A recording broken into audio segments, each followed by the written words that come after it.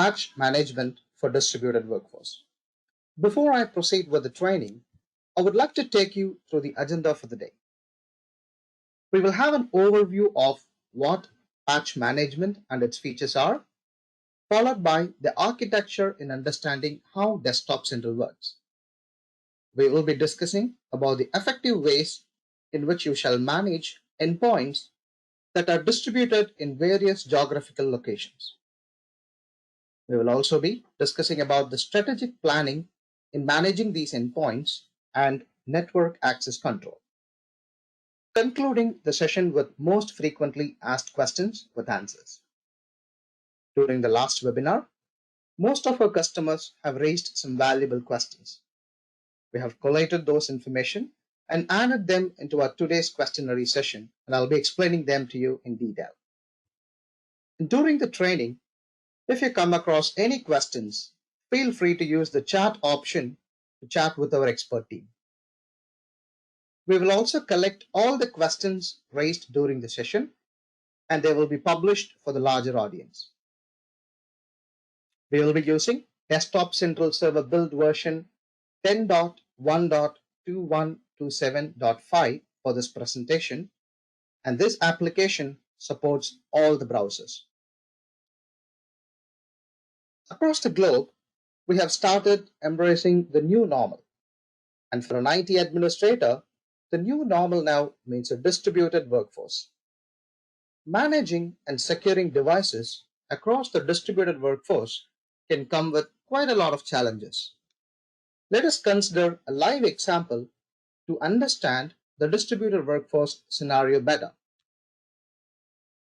It would be easier for us to correlate these with examples as we suggest multiple methods to manage and patch the endpoints remotely. John is one of a loyal customer who is managing a chain of hotels in multiple locations and managing 10,000 computers in his network, which is spread across the globe. As we can see from the picture, each remote office comes with its own requirement in terms of the number of endpoints managed, bandwidth, and the mode of connectivity.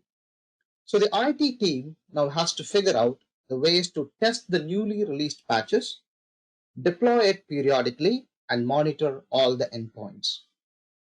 Let's take a look at how John can handle both the situation with the features that are available in Desktop Central. There are two types of users that John will have to cater to.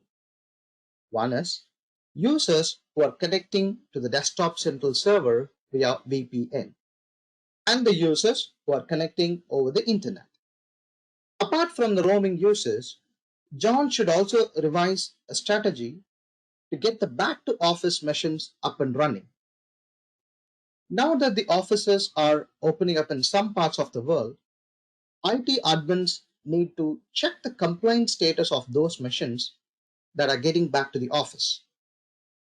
We will be discussing more about this in the upcoming slides. Our organization has completely adopted remote and distributed work culture. This can be challenging for IT admins who now have to consider various factors before initiating a patch task for the distributed workforce. Some of those factors are bandwidth constraint, keeping the end users informed about the patch task, time constraint while applying these patches, reboot schedule, and troubleshooting. We will be looking on how we can include these factors in managing and securing the distributed workforce. As Desktop Central users are aware, patch management comes as a feature in Desktop Central. If you require patch management as a separate product, we have a standalone tool called Patch Manager Plus, which is available in both on-premises and cloud solution.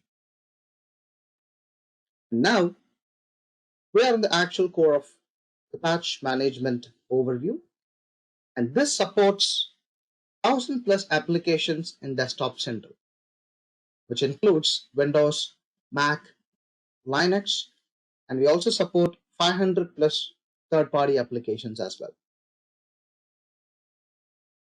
Based on the use cases, a lot of customers had questions on which updates are supported by the Desktop Central Patch Management. Here is the description. We support security-only updates, monthly rollups, cumulative updates, feature pack updates, optional updates, definition updates, and the automatic handling of service stack updates. We do support the extended security updates of live operating systems like Windows 7, 2008 servers, 2008 R2 servers, provided if they have an extended support license. When it comes to server patching, we support patching for Windows servers and Linux servers with security and non-security updates. As you all know, the latest feature pack that is currently on most of the machines is Windows 10 21H1. So once a feature pack is released, service or support will be available for 18 to 30 months based on the edition of Windows 10 that you're running. With Desktop Central Unified Endpoint Management, you will be able to automate all these feature pack deployments. We will be seeing more information about the feature pack deployments as we proceed further. Here is the full approach recommended by Microsoft for patch management. As you all know, second Tuesday of every month is considered to be the Patch Tuesday for Microsoft. During this time, Microsoft releases a lot of security and non-security updates. Most of the customers considers only the security updates and they tend to ignore the non-security ones. As you can see in the image, this is how Microsoft tests and deploy the patches in their test environment. We would always recommend you to give high priority for the critical security updates, but at least on the third or the fourth week, we recommend you to deploy all the other required patches to achieve the fully patched recommended state of Microsoft. So this will ensure that your environment is kept healthy. Let's also have an overview of the patch management architecture. So whenever a patch is released, it is made available in the vendor sites. Our crawler team repeatedly probes the internet to draw the vulnerability information from the vendor sites. Once the download is completed, the patches will be tested in our environment. Compatibility and applicability checks are also being done, post which it is published to the central patch repository. Now, the Desktop Central server running in your environment subscribes to the central patch repository to download the vulnerability database periodically. Once the process is completed, the client machines will be automatically scanned in order to identify the missing patches. After identifying the missing patches, Desktop Central Server will directly download the required patches from the vendor sites. And the managed computers, based on from where they are connected, they are now allowed to download the patches from the Desktop Central Server or from the internet directly. However, you will have controls to define the deployment date and time.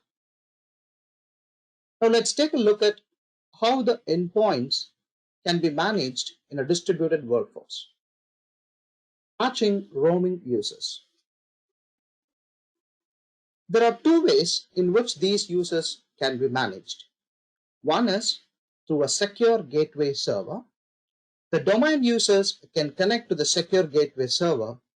Thereby, you don't have to expose the Desktop Central server to the internet.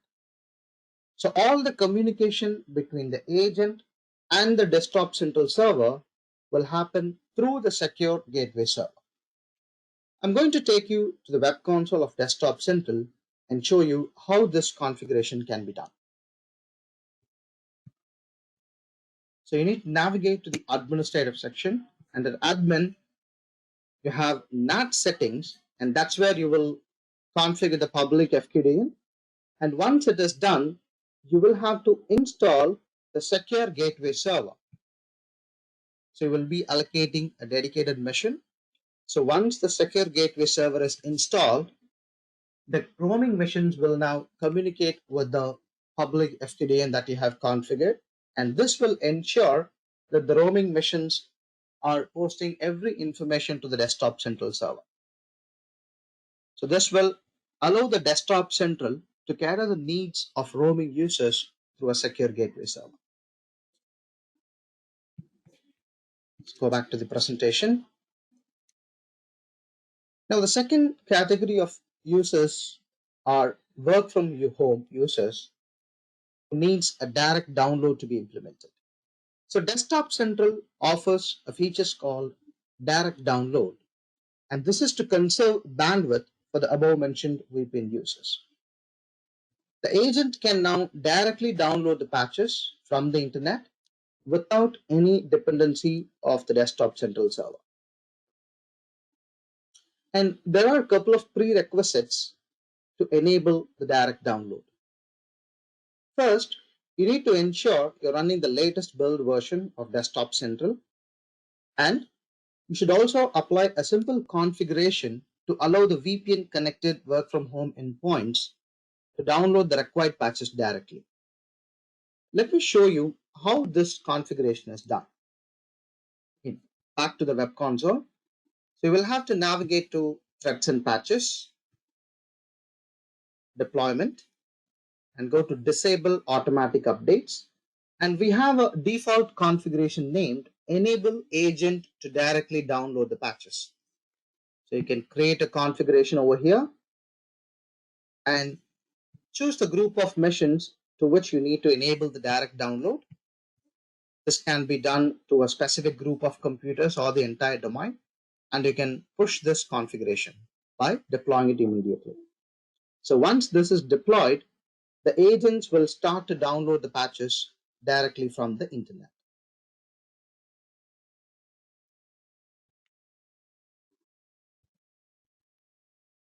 Back to Office.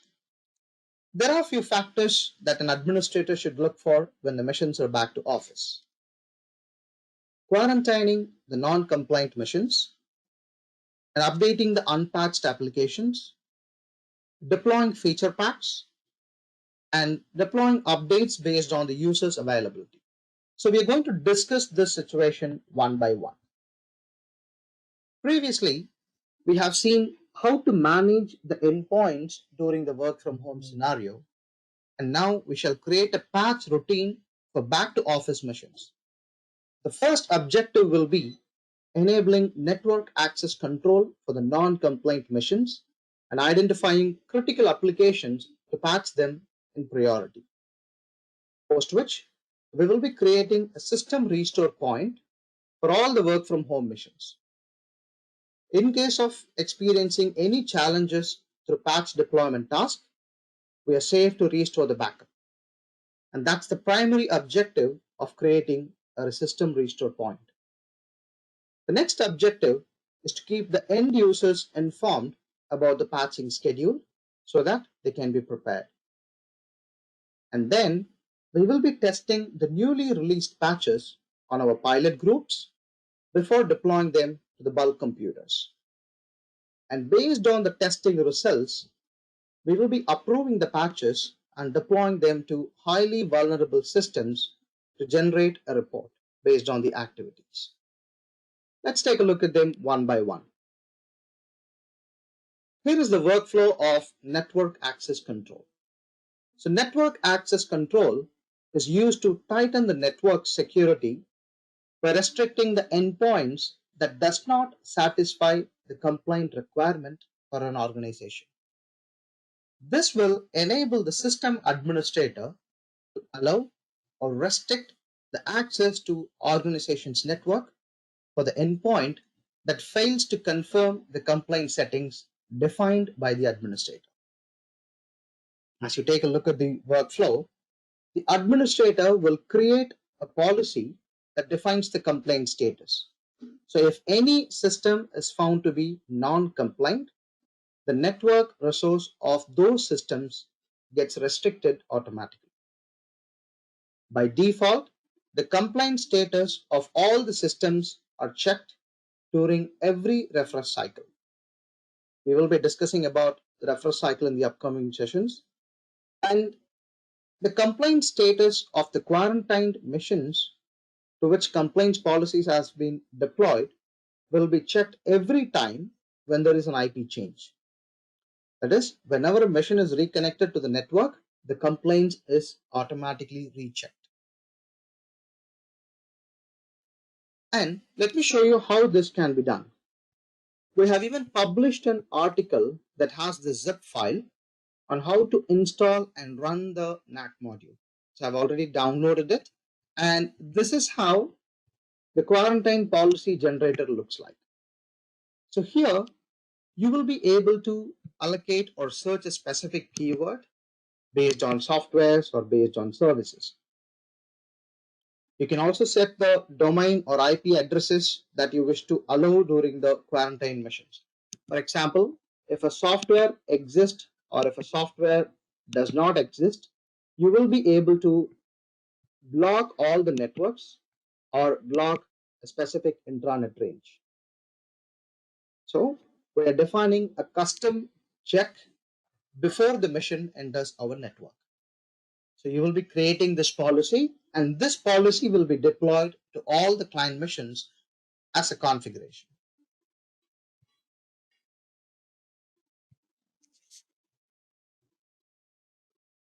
Back to the presentation.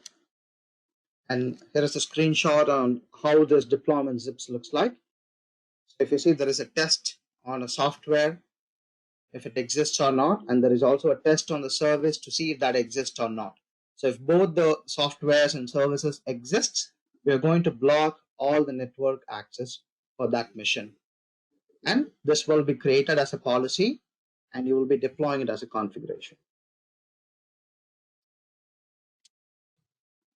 Creating a system restore points for back to office missions. So as mentioned earlier, in case of any issues during the patch deployment task, we will be safer to use this restore point in Desktop Center. Let me show you how to create a system restore point for the back to office missions. So this is available under the configurations, script repository. And if you see, I've already added the system restore VBS script to the repository. If you haven't added, you have to go back to templates and search for restore. So this will provide you the VBS script to enable the system restore. So once it's added to the repository, you can deploy this as a computer configuration, and you can define the number of missions. So this can be to the entire domain or specifically for the work from home missions.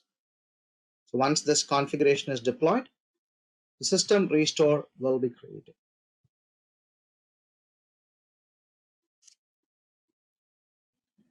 We will also be looking at identifying the critical applications to patch, followed by testing them in the test lab, and then we'll be deploying it to the production environment. So let's take a look at the web console on how to achieve these scenarios. So in order to identify the critical applications, you will have to navigate to the patch management section. So go to threats and patches and go to patches. And here you can see the total number of patches that's missing for the entire network. Here you can filter it based on the criticality. For example, if you're looking for a critical update based on the severity, you can use this filter and apply it and get a detailed report on it. You can also see in how many missions these critical patches are missing. You can also add other filters such as patch type. If you're specifically looking for a security update, this can also be filtered based on that. Now, we're going to test these critical updates on the test lab, and we're going to observe the results. which is available under Test and Approve section. As you know, we're getting hundreds of patches released every month from Microsoft and few other vendors. What we recommend is to deploy these newly released updates to your test machines and observe the behavior. And based on the behavior, you could either approve or decline the patches, for which you will have to create a test lab to deploy all these patches.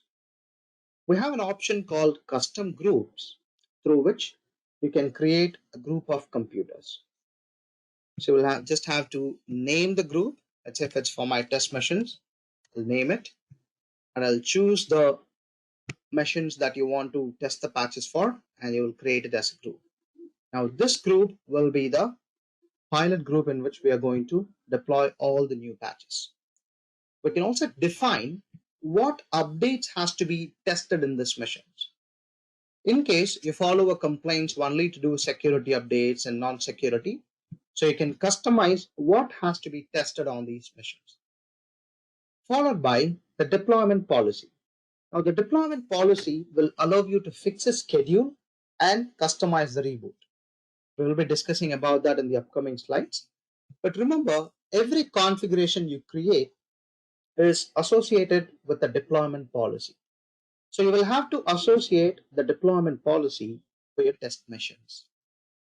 Once it is added, you can allow the patches to automatically get approved after 1 or 2 days of time. Reason being, we are going to observe this behavior for a couple of days.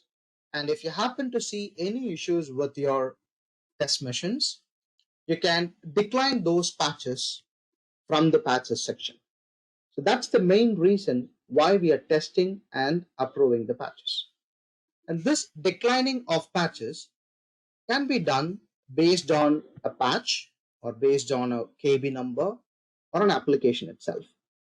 So if you see, I'm selecting a group of machines in which I'm going to decline a particular patch or an application. So if I have added an application, this will ensure that this patch or the application is not deployed to any of those machines that I have selected. So this is how we will test and approve the patches.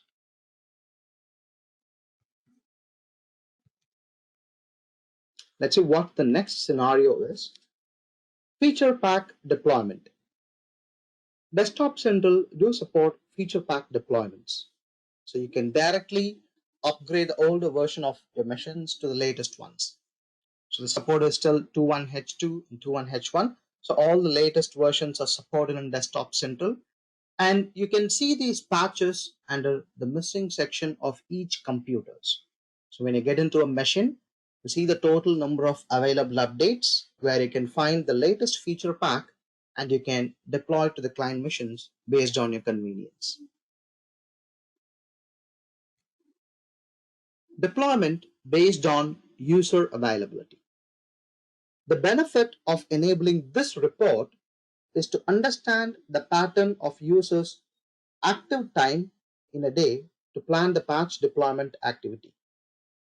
Let me show you how this report can be exported from Desktop Central. Back to the console again. You just have to navigate to Reports, Power Management Reports, and here you can see System Uptime Report.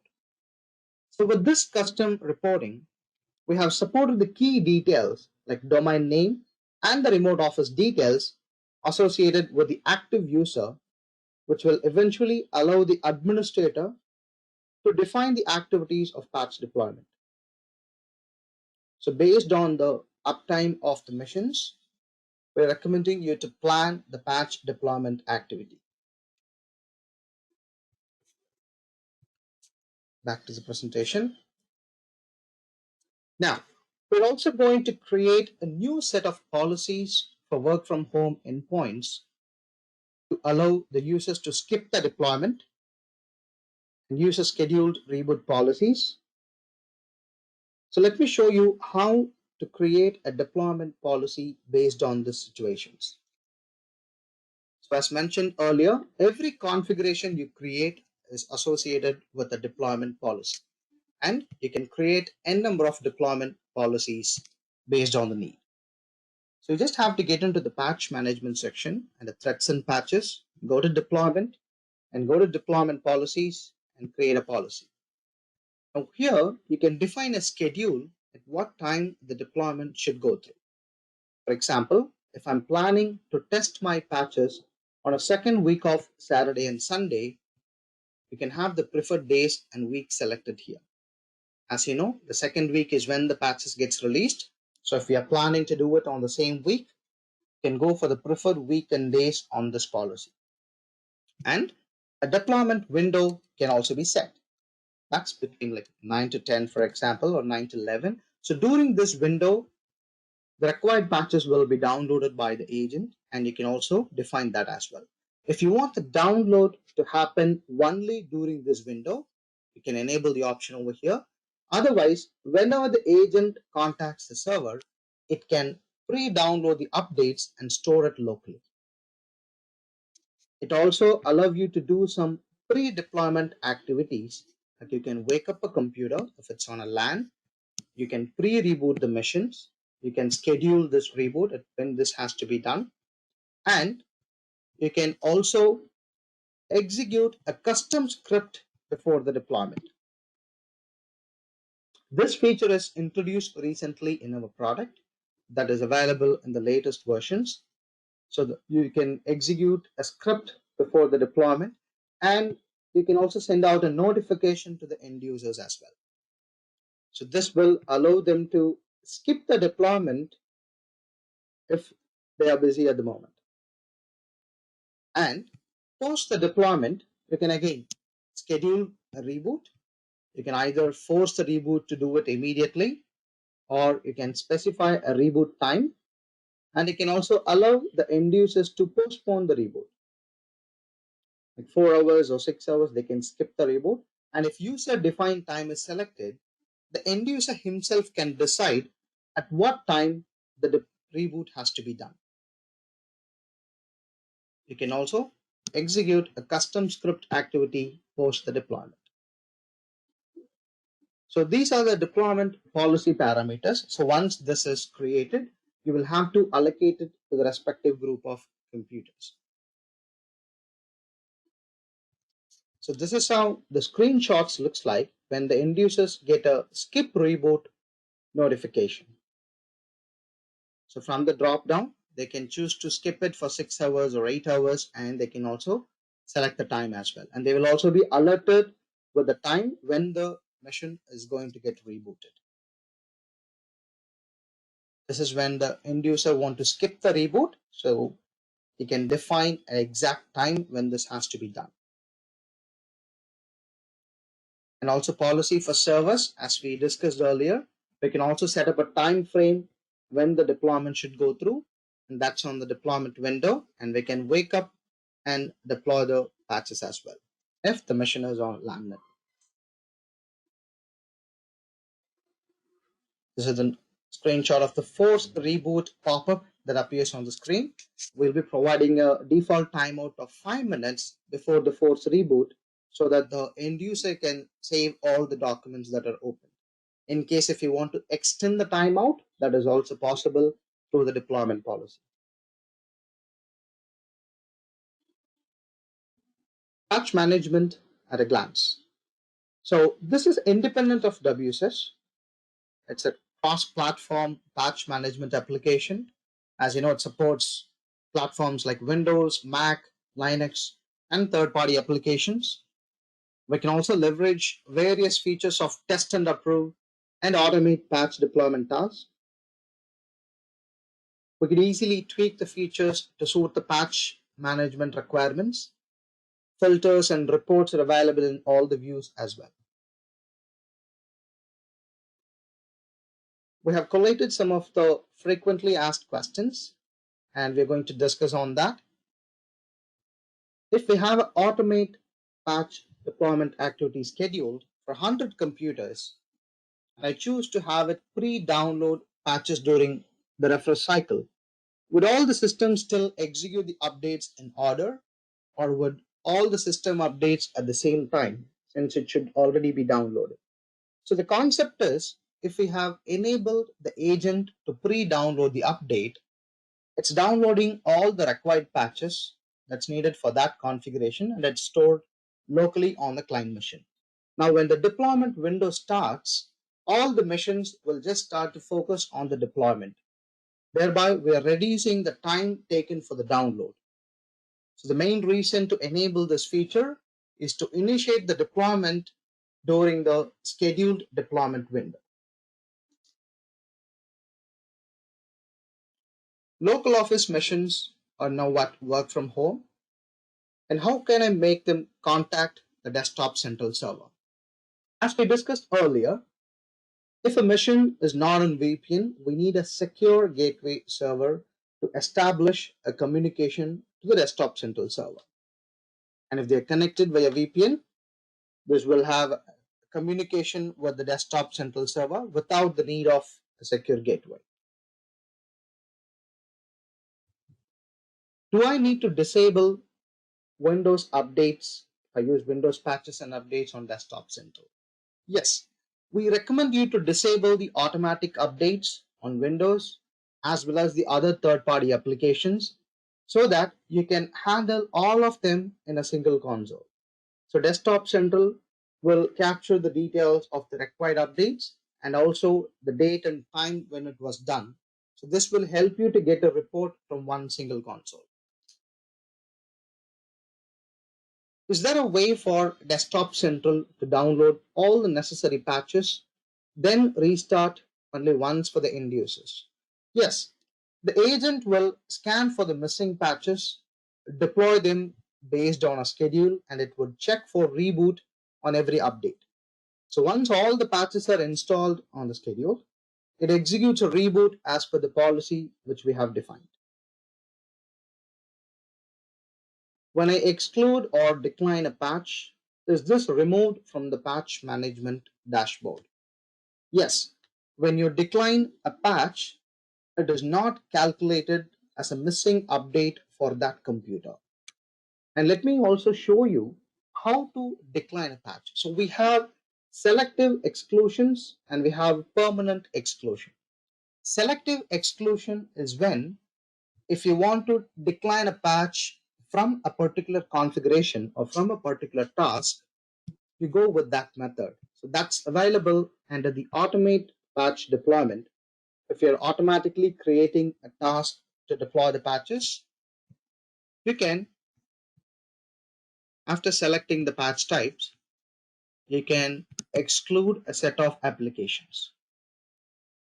Or you can include a set of application that has to be patched. So this falls under selective exclusion. And if it's permanent exclusion, that's the option that we have discussed earlier. So you just have to get into patches, decline patch, create a group of computers, choose the application that you want to decline, and you can store it so that this will not be deployed to the selected computers at any point of time. These are the two methods that's used for declining an update. Let's take a look at the next question. Our business applications misbehave occasionally, and I suspect that recent patch deployments could be the cause. How can I roll back a patch? So in general, Desktop Central supports rollback for the Microsoft updates. In fact, we have updated the uninstallation support status for every patch. If a vendor has supported the uninstallation or the rollback, the same has been added to the Desktop Central product as well. So you can find that details on the missing patches section and you can proceed to uninstall it from one computer or from all the computers at the same time. While deploying the patches, I came across the below errors on multiple clients. How do I get this fixed? The reported errors could be due to multiple reasons, as you can see, it's related to Office updates. So we have a detailed troubleshooting article added to the product console. So generally, we'll be adding a KB articles beside the error code when it occurs. and there are some troubleshooting that's mentioned over there. And even after following those instructions, if you're facing any issues, you could very well reach out to a support team for any assistance.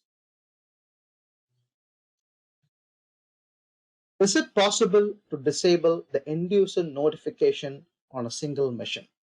Yes. This is something that you're customizing when you create a patch deployment configuration for a single machine. You can decide to allow the end users to skip or not. So as we have seen in the deployment policy, you can either enable or disable the user notification so that they can be allowed to skip or proceed with the reboot or patch deployments. How soon are the patches available to me after being released by Microsoft? So as soon as the patches are released, our team will start the testing process to add the checksums, detection logics. So once it's done, the patches will be released in our database, and you can expect the security updates within 12 hours and the rest of the updates within a maximum of 24 hours of time. I could see a difference in patches discovered by Desktop Central against Windows updates. Why? So in case of Windows 7 or 8.1, Server 2008 or 2012 machines, Windows updates does not show you the security only updates. Desktop Central, what it does is it detects the updates from various resources and it would start to report everything as missing. Detects the patches from Windows updates, Microsoft catalog. So there would be some discrepancy between the Desktop Central and the Windows updates. How are failed patches handled in test and approve? The main reason why we are testing the patches is to see if it's causing any issues or failures in our test machines. So if you have selected automatic approval of patches after testing, remember the patches that are successfully installed in at least one of the machine and have not failed in any machine will only be approved. So ultimately, if a patch has failed in the test group, it's important we focus on resolving it based on the troubleshooting article that's added, because the same might occur in our production machines as well. So if you're able to find the root cause in the test machines and sort them, we can stop such cases happening to our production environment.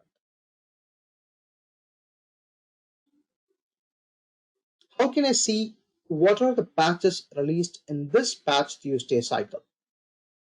I hope you're aware of the option we saw in the patch management section where we created a filter to see the critical patches. When you get into the missing updates of the console, you have a lot of filters in which release date is one among them. So you can also use the release date section to see the patches released in this month. Or we have also got a separate view called latest patches and the patch management view. Let me also show that as well.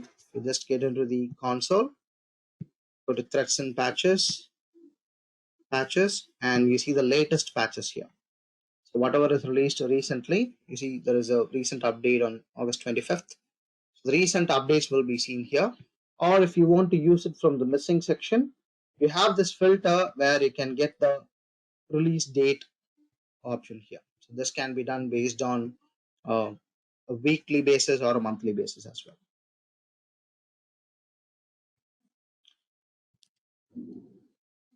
See what the next question is. Some patches have the description of reboot may require. Why is this? So let's say you're installing a security update that updates the DLL and that is loaded in one or more processes that's required by Windows. Now this security update cannot be completed while the DLL is loaded on the client machine. So only after the system is restarted, the patches gets applied.